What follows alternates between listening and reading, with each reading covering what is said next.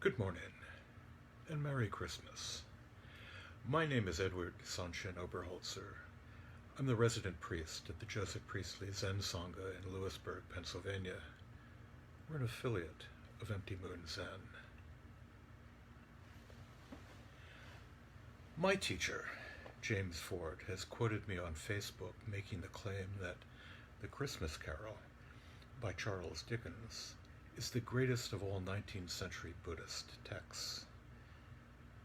I've gotten a certain amount of amused ribbing over that, and in the interest of being argumentative and curmudgeonly,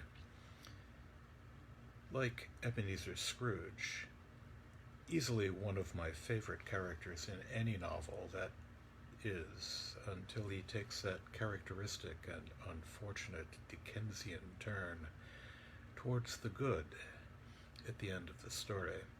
Anyway, in the interest of being argumentative and curmudgeonly, allow me to justify myself.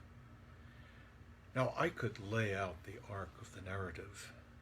The crusty sinner sitting in his counting house, wrapped in greed, anger, and ignorance, who, through the intervention of the three bodies of the Buddha, Dharmakaya, Nirmanakaya, and Sambhogakaya, in the form of the ghosts of Christmases past, present, and future, beings whose travels put them through space and time.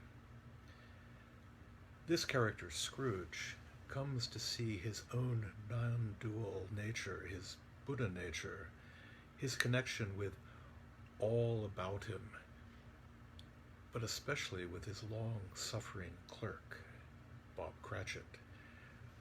I could do that, but it's Christmas Eve, and in the interest of brevity, let me restrict myself to that greatest of all Dickensian bodhisattvas, Fred, otherwise known as Scrooge's nephew, seen here as he greets his uncle.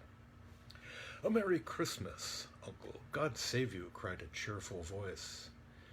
It was the voice of Scrooge's nephew, who came upon him so quickly that this was the first intimation he had of his approach. Now, bodhisattvas, of course, are always among us, seen and unseen, coming upon us accidentally, like enlightenment itself.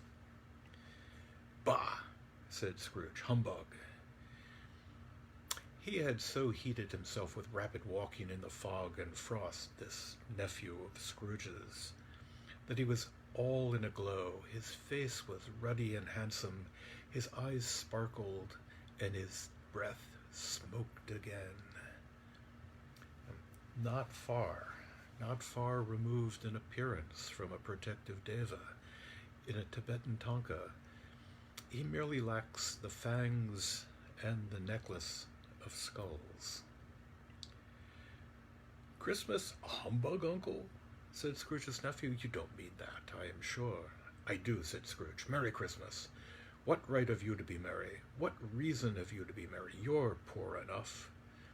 "Come then," returned the nephew gaily. "What right have you to be dismal? What reason have you to be morose? You're rich enough." And echoing Yun Men, Fred returned with, "Every day is a good day."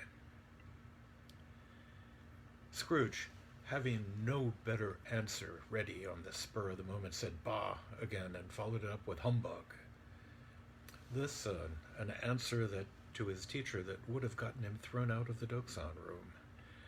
"Don't be cross, Uncle," said the nephew, and could have added, "I will spare you 30 blows."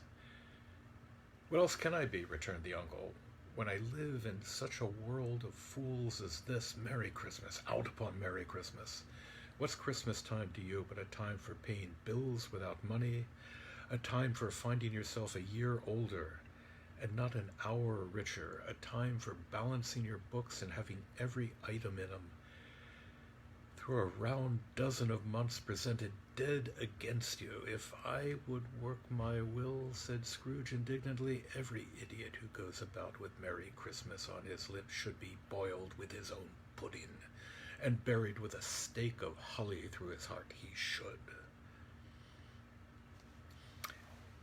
And I think the Southeastern Asian amusement parks that provide a vivid representation of the Hell Realms could find no more gruesome example of that image to encourage us to keep the precepts.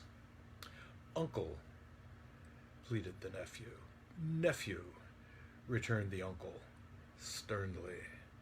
Keep Christmas in your own way, and I will keep it in mind. Keep it, repeated Scrooge's nephew, but you don't keep it. Let me leave it alone, then, said Scrooge. Much good may it do you. Much good has it ever done you. And now we get to the Dharmic point. There are many things from which I may have derived good, by which I have not profited, I dare say, returned the Bodhisattva, returned the nephew.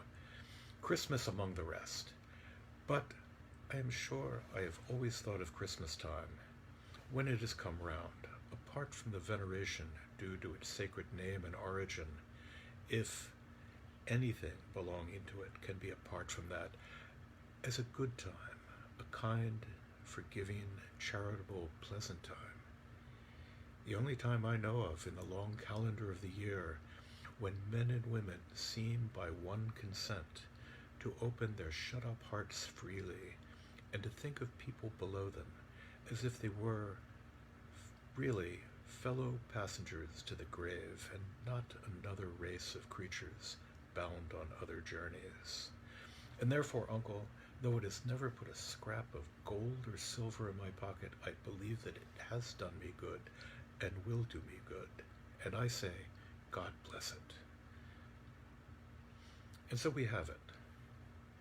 If I had to lay out one single phrase, one sentence to support my belief that 19th century England was touched by the Dharma, it would be, the only time I know of in the long calendar of the year when men and women seem by one consent to open their shut-up hearts freely and to think of people below them as if they really were fellow passengers to the grave and not another race of creatures bound on other journeys.